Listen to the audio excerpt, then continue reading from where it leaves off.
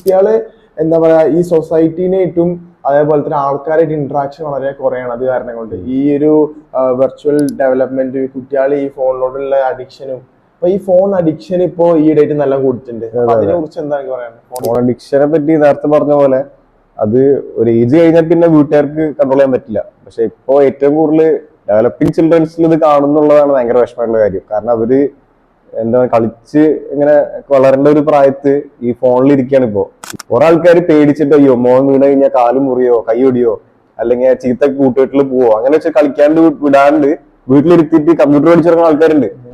അത് കാരണം കൊണ്ടും ആൾക്കാർക്ക് കുറെ ഹാംഫുൾ എഫക്ട് എന്ന് വെച്ചാൽ പുറത്തോട്ട് കളിക്കാൻ ഫിസിക്കലി ഒരു ആക്ടിവിറ്റി. അപ്പൊ നമ്മൾ ആൾക്കാർ പറയും കുട്ടികളെ വേഗം ജിമ്മിന് വിടണം. പക്ഷെ ഒരിക്കലും അങ്ങനെ നമ്മൾ പറയുന്നില്ല. ഒരു ഏജ് കഴിഞ്ഞാൽ എല്ലാത്തിനും ടൈം ഉണ്ട്.